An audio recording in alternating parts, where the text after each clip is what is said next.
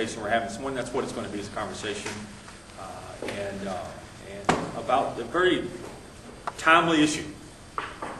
Bill and I, and Bob were talking earlier about it takes 30 years to become an overnight sensation. That's kind of where we're at with the conversation about passenger rail and light rail and all these kind of what we call alternative modes. And I'm not quite sure I like that term, but that's kind of what it gets referred to.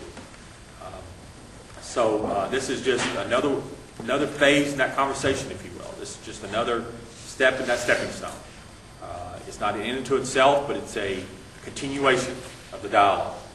And we're hoping this morning will help excite you about the possibilities and also inform you as well.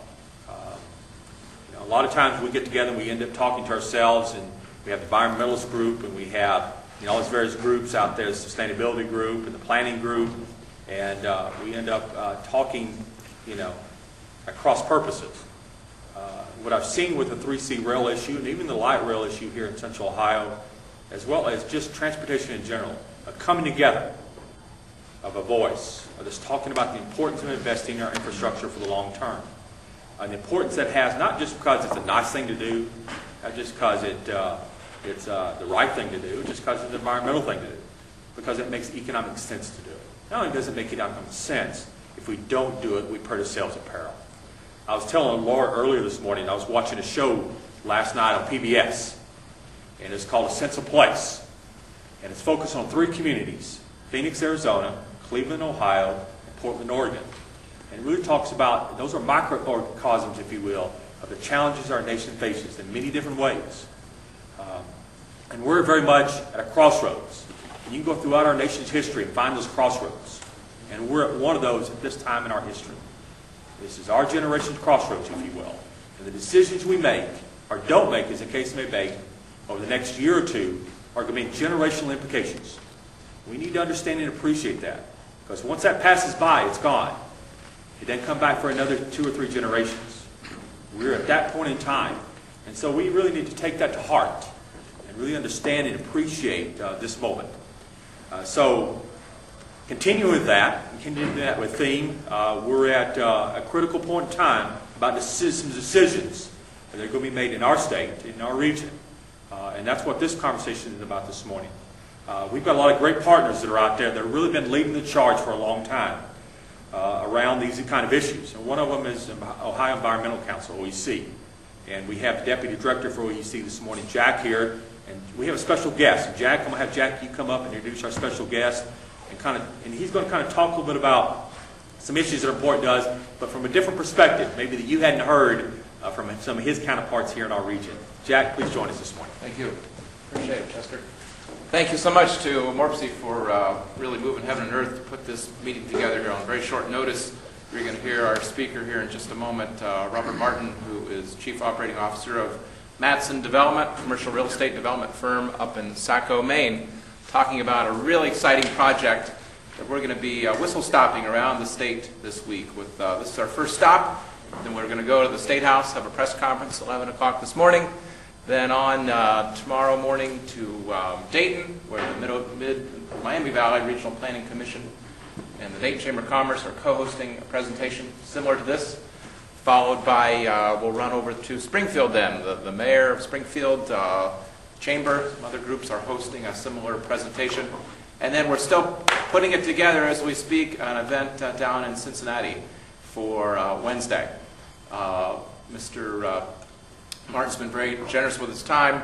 He's going to give us 3 days here. We actually have a colleague of his, Dana Connors, the president of the Maine Chamber of Commerce, who is availing himself potentially by video hookup for Cleveland. We might even put on a road show by video, a virtual road show up in Cleveland, Ohio. But as Chester said, these are exciting times here. And we've got, this is where green meets green. And Gene Krebs has been trying to pound into my thick head for years and years. You've got to find that sweet spot where commerce and conservation coincide and not collide. And boy, passenger rail is it. And you're going to hear more about this in just a moment from a leader of another good side of green, economic development. There's so many environmental benefits, as you all know, from passenger rail. This is going to be a big week. We're going to hear announcements this week from Ohio Department of Transportation, the Ohio Rail Development Commission, And then a similar but separate announcement from Amtrak is scheduled this week. Scott Varner of ODOT is with us today. So we're going to be hearing actually some momentous news, we think, about the 3C passenger rail plan. That is, where will it stop? What will be the schedules? What might be the fares? What's the projected ridership? Where are the recommended passenger rail station stops? But we want to harness this energy. Chester talked about, this once in a lifetime or once every 30-year cycle. We've been studying this thing for 30 years. It's time to get it done.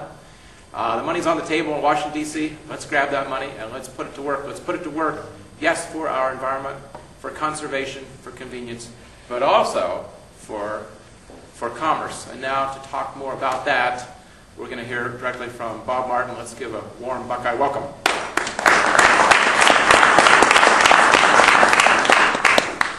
Thank you very much, Jack. I really appreciate the opportunity to come out here. I do feel like I'm a moose in the headlights of an oncoming truck. I mean, there's a lot of attention to what we have to say, but I think we have a good story to tell. It's also a chance. It's great to get out of Maine. It's a chance to wear clothes that I didn't buy at LL Bean. So thank you for having me. And I'm looking for. There was a mouse here. Oh, there it is. Sorry. Give me 1 second to take care of the logistical issues.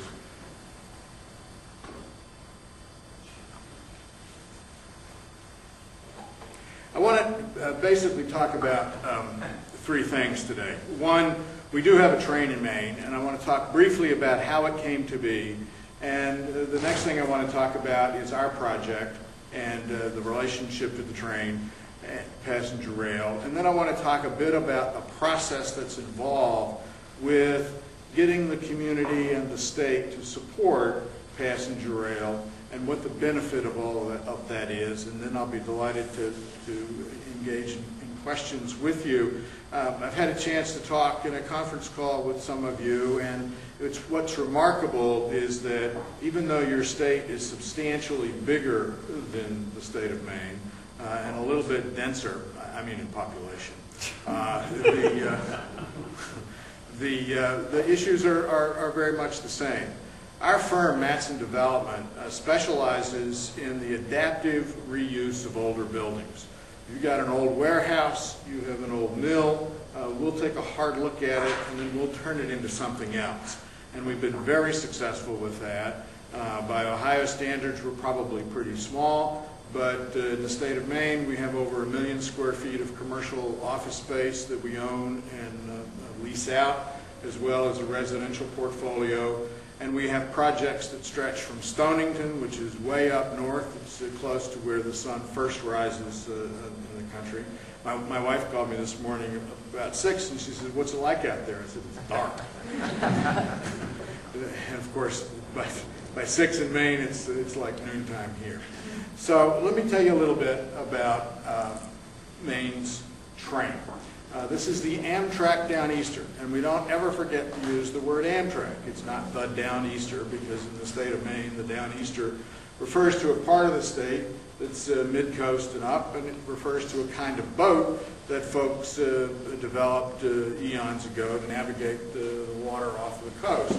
But we do have an Amtrak train, and after 10 years of advocacy, in 1995, the governor of the state signed legislation that established the Northern New England Passenger Rail Authority. Now, the interesting thing about this is that the Amtrak Downeaster goes from Portland, Maine to Boston, Massachusetts, passing through Massachusetts and New Hampshire, but it's the state of Maine that supports the Downeaster. And when Congress established this extension to Amtrak, the provision was that by the year 2010, the legislature for the state of Maine would have to pick up any operating deficits that existed. Well, guess what, folks? There are always operating deficits running a passenger rail, and this is not a very good year to go to the state legislature and say, gee, we're going to need some extra bucks to support the Amtrak Downeaster. So we're actually working with Congress to get an extension of the CMAQ funding. And Amtrak has now come to the realization that because passenger rail is enjoying such a renewed resurgence across the country, It's foolhardy to talk about expanding rail if at the same time you don't find funds to continue to operate it. So we're encouraged by that. Now, the other thing that Maine has, even though we're small, we have a population of 1.3 million people in a huge state. Our coastline is stretched out, would be almost 4,000 miles long. But a fellow by the name of George Mitchell happened to be the Senate Majority Leader, and he was very instrumental in getting the Amtrak funding for Maine. The route of the train, as I said, runs from Portland to Boston. Each town there is a stop. Now, for years, the stops were just rain shelters. And the Downeaster does not own any real estate. All of the stations along the line are owned by the municipalities in which they sit. And I'll talk more about that. And the next thing that's going to happen with the Amtrak Downeaster is the extension from Portland to Brunswick, and I'll talk more about that in a moment. But we have a fairly small rail line. It's 116 miles from Portland to Boston. We have 2 train sets, a locomotive, 3 passenger cars, an unpowered control unit, and a cafe car. It'll hold 232 seats. And I will tell you that there are many trips when people stand up in the aisles or sit on the floor. A ticket does not guarantee you a seat, it just guarantees that you will get from point A to point B. One of the real success factors in the Amtrak Downeaster, and I will talk about this over and over, is the advocacy group Train Riders Northeast, which, among other things, provides an on-train host. So that when you travel on the Amtrak Downeaster, there are usually 2 very nice, almost always retired folks who wander from car to car. They'll ask you where you're going. Do you need any help when you get to the station? Do you know where you're going to eat? Do you need a taxi? They don't move your luggage, but they will provide a level of service and help you get from one place to the other. And we've got literally files full of letters from folks who have traveled to the state, who have had some issue, and a train host helped them out. At the stations, the towns, generally it's the Train Riders group, will provide folks who will help you navigate the Amtrak ticket machine. They'll help you with local transportation. But this is a totally free volunteer service that's provided, which has allowed the Downeaster to operate at a very high level of service quality. And I'll talk a bit more about the importance of that.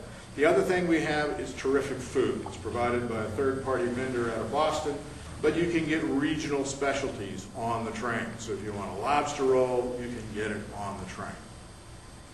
The current travel time from Portland to Boston is 2 hours and 10 minutes. All of the track is owned by somebody else. And we'd like to get the speed up and the time down. And as the freight companies increase the capacity of their track beds to take higher speeds, we envision that becoming under 2 hours within about four months. Now, ridership is very interesting. Since 2005, it's grown 43%. And the interesting thing about the Downeaster is that 80% of the folks who use the train are commuting to Boston. These are not just casual vacationers. These are folks who have a business interest in Boston. And among the fastest growing demographic of business groups are attorneys, because they figured out that rather than sit on the turnpike and drive to Boston to engage in work on behalf of a client, they can sit in the train. For an extra $5, you can travel in business class, which gets you a free cup of coffee of the Wall Street Journal and a first-class airline type C for an additional $5. And not only is their time billable to one client, they can do other work using the wireless that's on the train to do other work. And this has become a fascinating thing to watch. I lived in Saco for a while. My next door neighbor teaches at the Massachusetts Institute of Technology 3 days a week. So he would travel to Boston on the train, take the T to Cambridge, but he wanted to live in Maine. And that's one of the key things that we've got. And this brings me to talk about our project at Saco Island. We bought about a 24-acre parcel of land that is an island. It has been a commercial center since the 16th century. Prior to that, it was a place that the Indians used for trade and fishing. It's 5 miles from the Atlantic Ocean up the Saco River. And at one point in the history of the mill, 12,000 people a day worked on the island. This was the largest center of textile manufacturing in New England for a long, long period of time. And Saco Island sits between the city of Saco and the city of Biddeford. And someone asked me about gentrification issues in our project in a conference call. And Saco and Biddeford are like lots of sister towns on rivers, particularly in Maine. Saco was the home of the mill owner, the mill manager. Biddeford was the home of primarily French-Canadian immigrants who came to the mills to work, to do all the scut work. And so Biddeford has the heritage of being the home of all the worker bees. Saco has the heritage of being the home of all of the mucky mucks. If you look at all the mills in Maine, you see the same distinction. Bangor and Brewer, Lewis and Auburn, Topsom, Brunswick, it just goes on and on. But the textile industry was a huge part of Maine's economy during the 19th century. We bought this property after spending 3 years of due diligence. I mean, just because you got an old warehouse and you think we can get it at a good price doesn't mean we're going to jump at it. We want to know what we're getting. So we spent 3 years in due diligence examining all the environmental issues. We did market studies and focus groups on what we could do with the property. This is 800,000 square feet of mill space. There used to be 3 times that much. It had the distinction of having 6 acres of undeveloped land on the Saco River, which is the largest parcel of undeveloped land with ocean access in York County. York County is the fastest growing county in the state of Maine. It's growing at a rate of about 16 to 18%. And because it's the southern county in Maine, it's within easy commute to New Hampshire and Boston. So there are quite a few people who live in Kennebunk, for example, who drive an hour to the outskirts of Boston to work. So we took a look at all of this, and the other thing that we liked were the natural features that surrounded the island. You're a 30-minute, no-wake speed distance from Saco Island to the Atlantic Ocean. Lighthouse Wood Island Light is out there. It was commissioned by James Monroe. You have all of the attractiveness of being able to sail in the Gulf of Maine right there out of Saco. So we looked at the fact that it had river frontage and ocean access. We liked the fact that it was a growth area. We saw that there was a demand for housing units. By the year 2040, by the way, there will be a demand for another 142,000 housing units in this corridor of northern New England. And we liked the fact that it was on an established Amtrak stop.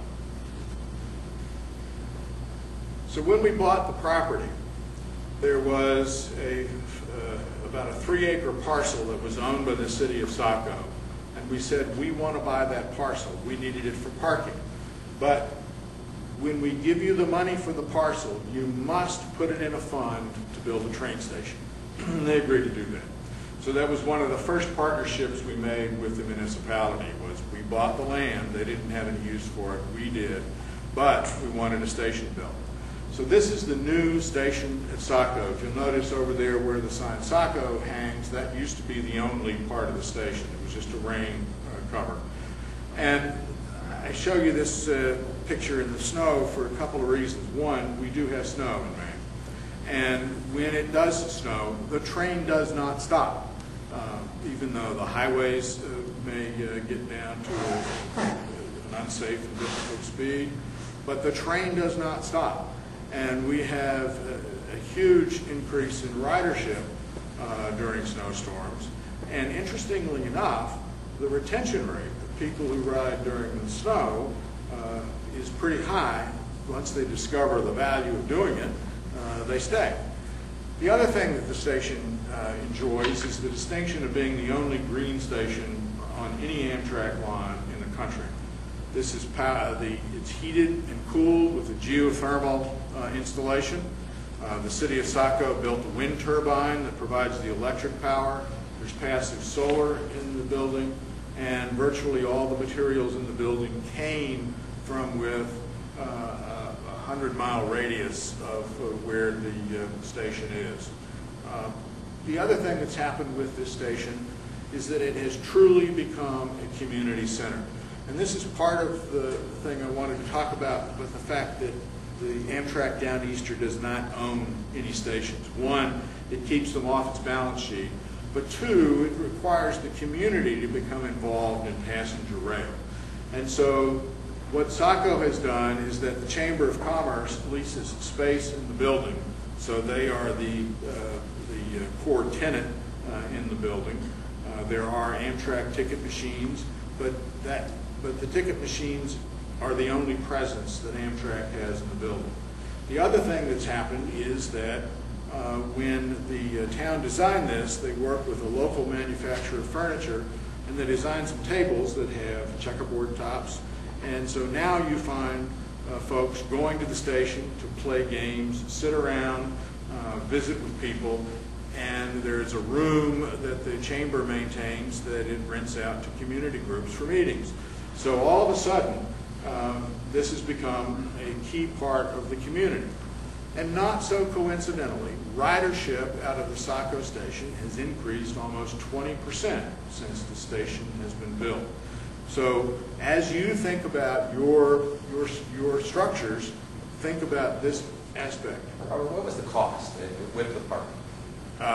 It was $2.6 million that they spent on the station.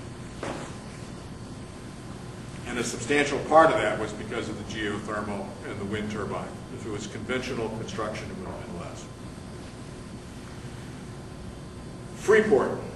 Freeport is the home of LL Bean, but it is also, because of that, it has become a town that's full of outlet shops, and it experiences over 3 million visitors per year, and the retail sales per square foot are among the highest, and sometimes the highest, in all of New England. Now this is a bumpy little town. If you've been there, LL Bean is open 365 days, 24 hours a day. When our daughter was young, on snowy days, we'd take her up to LL Bean and she'd play in the tents. It's a community center. People go there. If you live in Maine, you know not to go until, I think, October will be a safe time to go to Freeport. But the train has not yet reached Freeport, but already this has been built. And I don't have a good picture of the completed building, but LL Bean partnered with another real estate developer, and they built this huge complex called Freeport Station. It is a block from where the train will stop, and it's full of retail, restaurants, and it's already booming.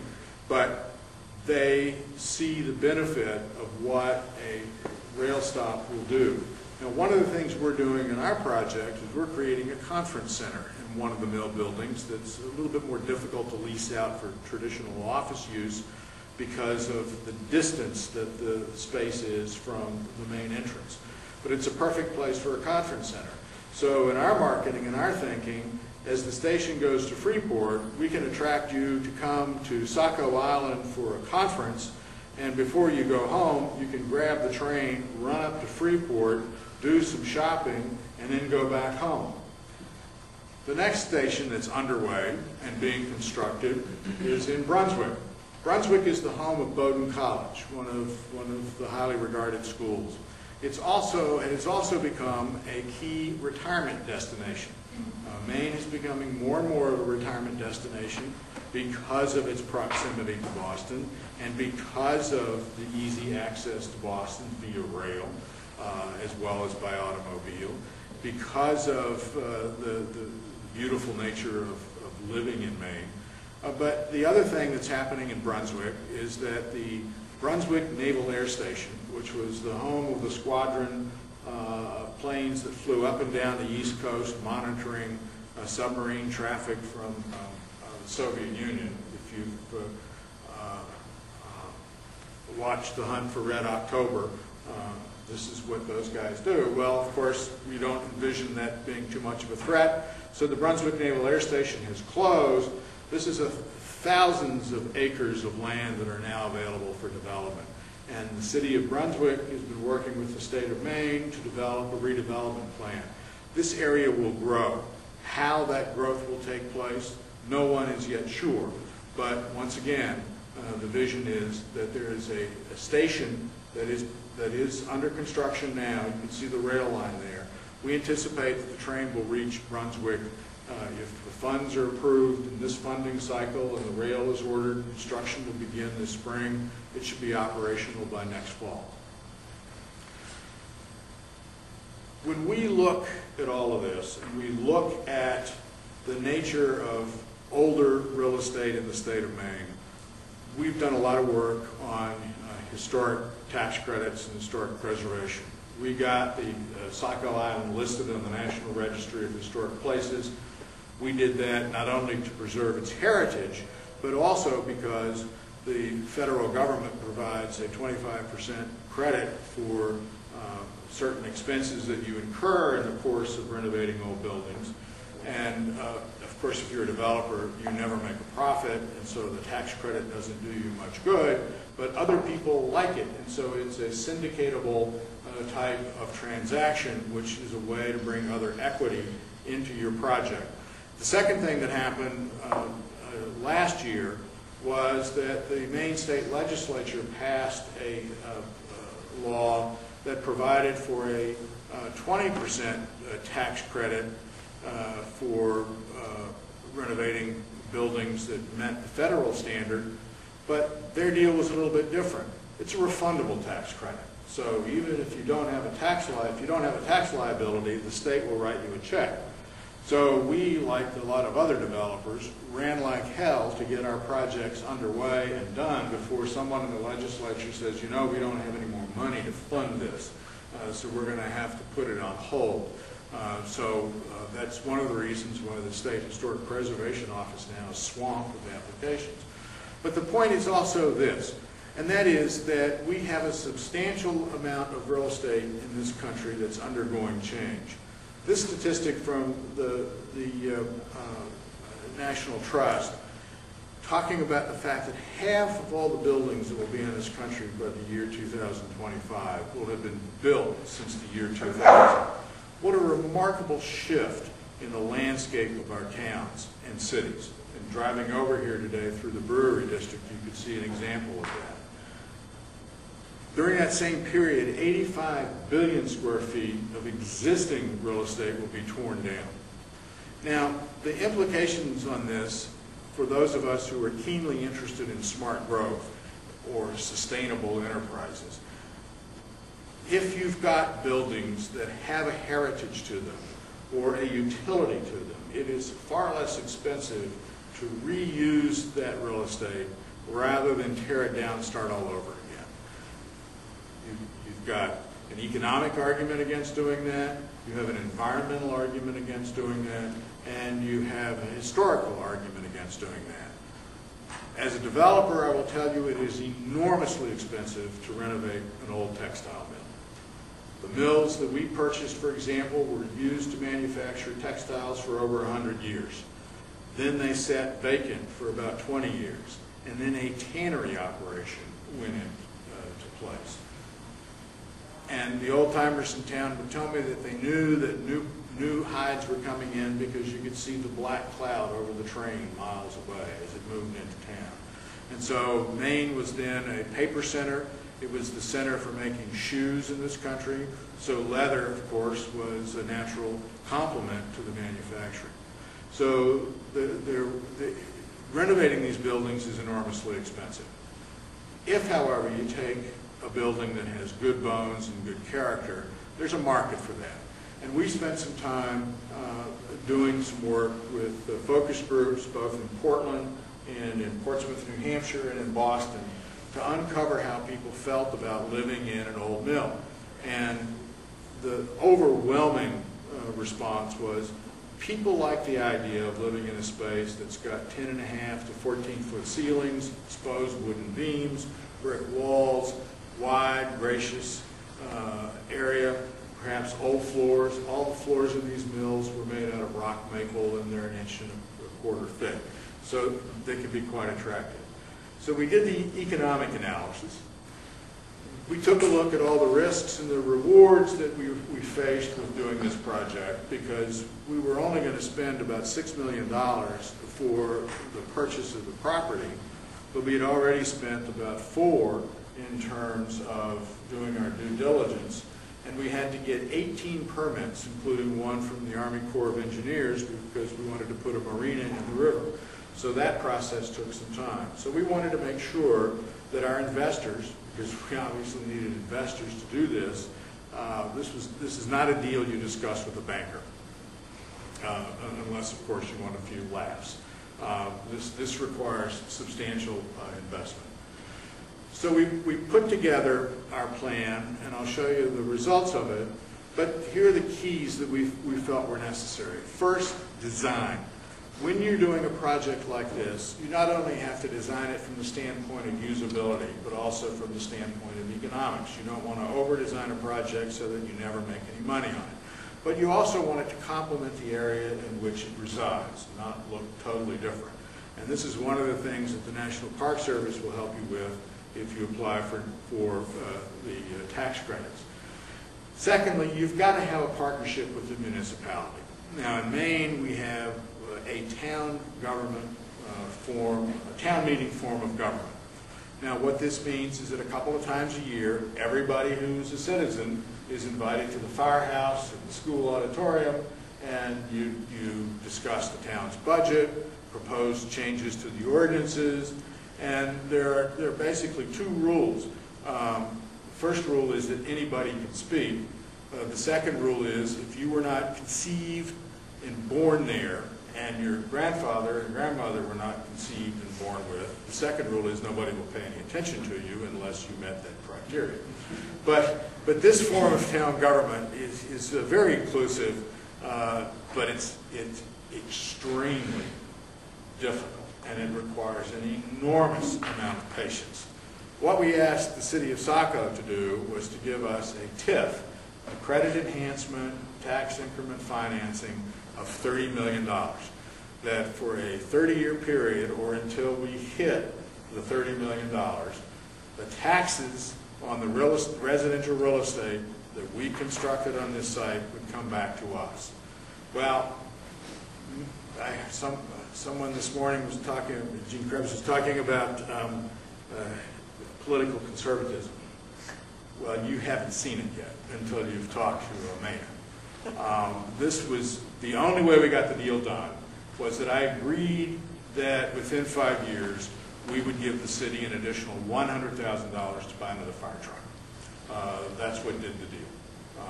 But they finally recognized that the TIF was good for them as well as it was for us. And then of course you've got to have the right team. You've got to have people that work well together, that are visionaries, that do a good job so that your output is flexible. We started this project in 2005. We had no idea of the tsunami that would take place in the credit markets last year. So we had to do some quick thinking about what we were going to do with our project when everything collapsed. So this is what we've done. We've torn down about a 4-acre parking deck in the lower area. We secured a grant from the state of Maine, a riverfront bond grant, in the amount of $650,000 to renovate the banks along the Saco River and to create a waterfront park in this lower area. And we rehabbed all of the buildings. This is the building. The long building on your right is the area in front of it is the parking area that we purchased from the city of Saco, and there you can see the adjacency of the train station. It's 250 feet from the entrance to the building. So we will have residential and commercial space closer to an Amtrak stop, a station, than anywhere else in the country. We think this is a huge marketing advantage. The left half of the building will be 50 two-bedroom residential units. The right half of the building will be about 80,000 square feet of commercial office space. This was a deal we made with the city that only half of that building could be residential. They wanted to make sure that there was a commercial component to the project. Will they hold you to that? I mean, is there any change in that mix over time? We can go back and ask for an amendment, but I still have open wounds from the TIF discussion. I'm not anxious to do that, but conceivably we could change that. I'm not sure that we would, because right across the river is 2 million square feet of abandoned mill space that 3 developers are working on, and virtually all of them are working to put income subsidized housing into their project. One of the key distinctions we make with ours is that we've looked at the high end. We said there's no value in spending this kind of money to only take a marginal revenue stream in terms of subsidized or income-related housing.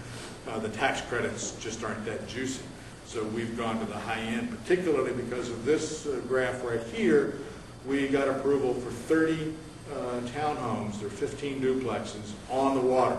And the original plan was that these would probably have a starting price point of about $750,000. There are 2,500 square feet per unit, elevators.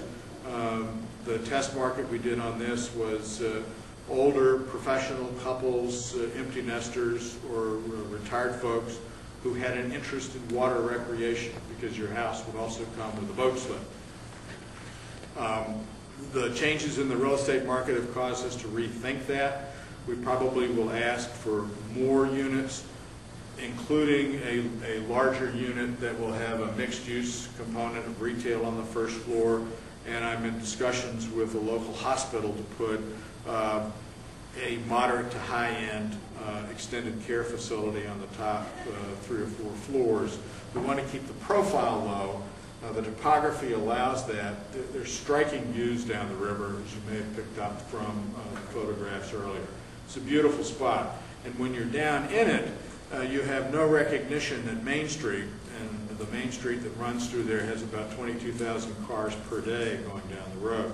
So you have no idea you're there in a urban area. You think you were down east somewhere. And this is one of the reasons we think this project will be truly successful, is because you are within 15 minutes of really the best of recreational Maine, which is unusual for this part of the state. Most people think you have to go further up to enjoy that. That's not true. So this is a picture of the planning board in town. We spent a lot of time with the planning board, walking them through the building, and we turned the building into this. This is the crew of the run-of-the-mill brew pub, public house and brewery, on their first day of work. We've totally renovated the inside. We've kept and honored the finishes and exterior. We partnered with a fellow who runs a brewery and restaurant in Hallowell, Maine, which is about 4 minutes from the state capitol, and he's been very successful. So we partnered with him to put a restaurant here. It opened up in July of last year, and at the end of its first year of operation, it did almost $4 million worth of business with very successful bottom line. It was phenomenal. None of the banks believe the numbers when we talk about it. But it has become a come-to place in the area. And this was a purposeful strategy with, as you remember from looking at the entirety of the project, huge old tired ugly mills that have been sitting there for years. People drive by them every day, and even though they're massive, they don't see them anymore. So we wanted to put something there that would bring people into that area. It wasn't as if the town needed another restaurant. It had restaurants that people had been going to forever. But once we opened the doors, we did a modest, and I mean modest, amount of marketing. People stood for hours waiting for a table. In fact, we've already expanded the kitchen. We put a canopy over the deck in order to accommodate it. He had inside the restaurant would seat 230 people. The deck seats another 100. We had to add a kitchen to keep up with the demand. We do not see this ebbing off. Even through the dead of winter, when all the folks from away have left, it still maintained good traffic and good numbers. So this was a success. It put Saco Island back on the map.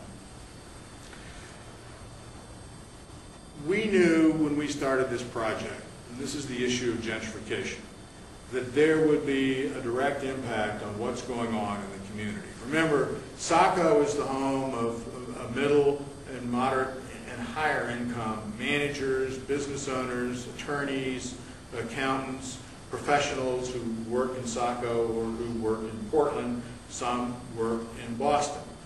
Biddeford is multifamily, 4-story walk-ups, lots of folks with Franco heritage, very low household incomes, very low levels of education, and a high number of people on some sort of public assistance. We're right in the middle. We knew that if we took this up to a higher income level, that would create some disparagement and disparities on the other side of the river. In fact, we still have issues with the city of Biddeford who doesn't like the fact that we put a marina in, and some of the folks on the city council swear that the island belongs to Biddeford. One of them even went to the trouble of going to the Smithsonian to get a copy of the charter that was signed by the Massachusetts Bay governor who deeded the island to the town of Saco, and tried to argue that the language that he used really meant that it belonged to Biddeford. So we had to have a little grammar lesson that the word from and to meant what they mean, and that his understanding was different. But there's still some feeling, you guys are so successful, we want a piece of that.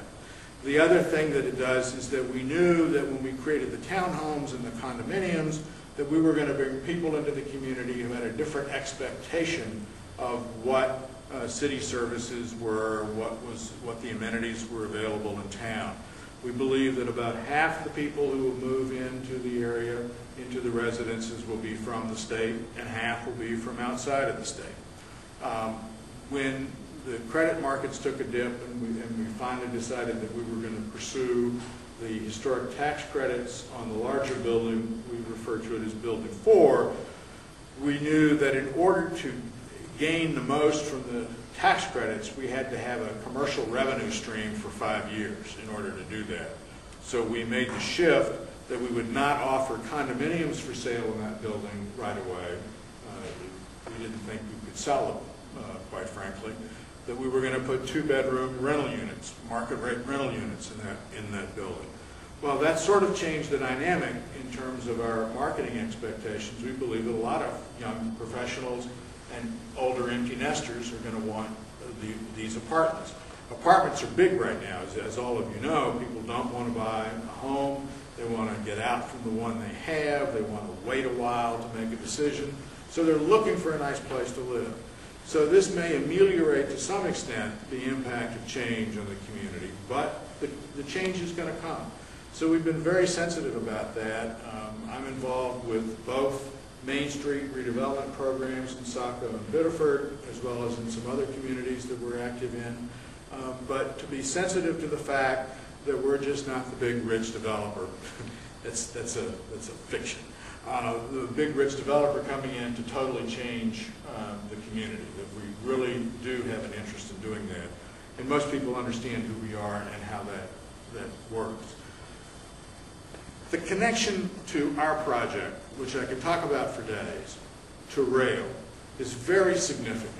For a long time, Patricia Quinn would point to our project when she went out to talk about the Amtrak Down Eastern. Patricia Quinn is the executive director of the Northern New England Passenger Rail Authority.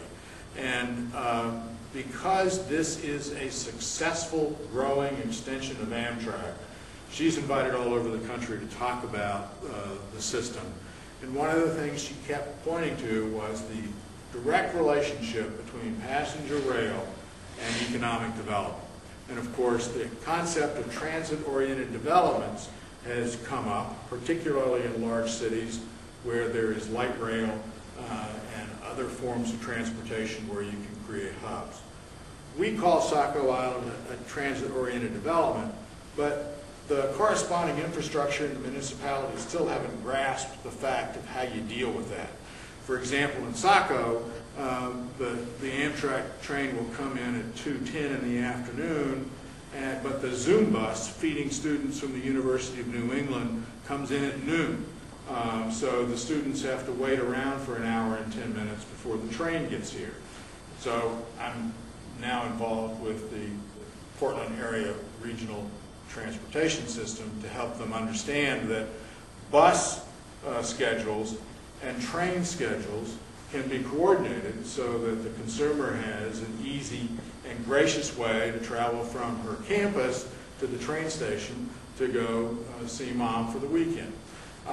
But the impact of this rail, this was a study commissioned by Amtrak that was done by the Center for Neighborhood Technology. And the numbers are quite staggering. And if you remember the graph with the Freeport station and the graph with the Brunswick station, and we've got a $100 million investment in our project in Saco.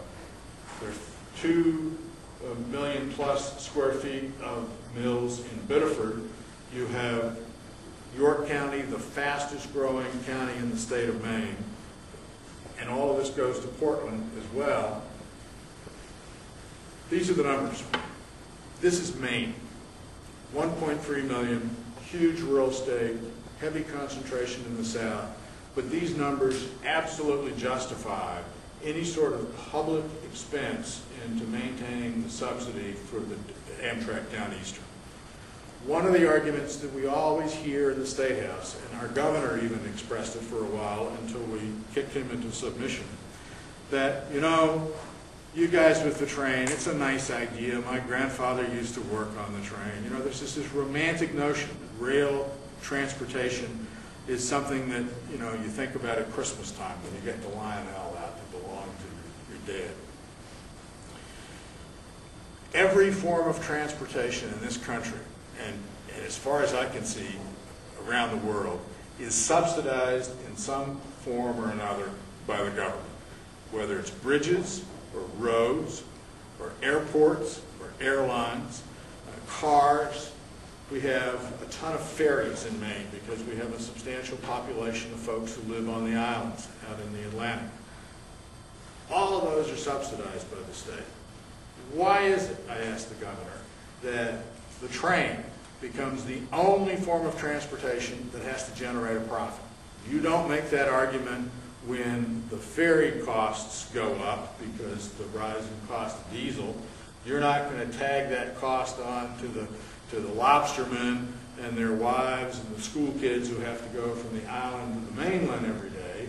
You're going to subsidize that difference. Why does the train have to prove itself? Because the train proves itself with this kind of ratio. It's stimulative. So you regard passenger rail as a service, and that service does the same thing that the highway does, or the turnpike does, or the bridge does. And so these numbers got folks in the State House starting to scratch their heads and say, yeah, this does make some sense. So I talked about the one protestation, and the point is that this kind of development, if you harness passenger rail with a smart growth philosophy and adapting the use of the huge amount of real estate that we have in the state of Maine. In Maine, there are probably 15 million square feet of abandoned textile mills. Most of them are in small towns. The small towns may not have any sort of other economic base.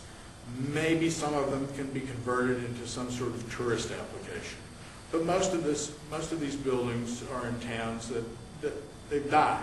You know, when the textile mill died, that was it. When the shoe factory went out of business, that was it. But we're beginning to see much more interest in folks who live in the dense urban areas around Boston, wanting a different quality of life for their children or for themselves, and Maine becomes attractive for that. So as we prove the concept in Saco Island, we know that that's going to be duplicated by other towns throughout the state. The fact that we're associated with the Amtrak and that other towns have that opportunity is going to drive growth as well. So comparatively, I've heard folks here say, you know, pretty much the same arguments. My comment is, if we can pull this off in the small, little, quiet, conservative, backward state of Maine, that I don't see where you have any problem here where your numbers are substantially higher and the demand for rail, particularly the 3C corridor, makes absolute sense. Anything that we can do to help you accomplish that, we'd be delighted to do. The key thing for you to remember, you have to be realistic about it. You're not going to generate an income off of passenger rail, but that's not a bad thing. So you reframe the argument so that you have an investment that's going to give you a substantial ROI. When the Amtrak did the study on the public investment into the Amtrak Down Easter, the ROI on that was 220%. I'll take that. That's not bad. It's going to take time to do it. And please don't let folks romanticize passenger rail. That leads you down a terrible path. One of the problems with Train Riders Northeast is that the average age of the members is 68 years old. And so we're trying to get others to join and become a part of that. We're seeing now that the environmental groups who used to say, I know there's somebody here from the Audubon Society, but the environmental groups used to not want to have anything to do with rail. Now they're beginning to see the advantages of it. So if one of the things that was impressed with here in this state, talking to Jack, was that the coalescence of a variety of different coalitions working together on this, I think will lead to success. And finally, passenger rail is a key component of smart growth. Yes, sir. You mentioned before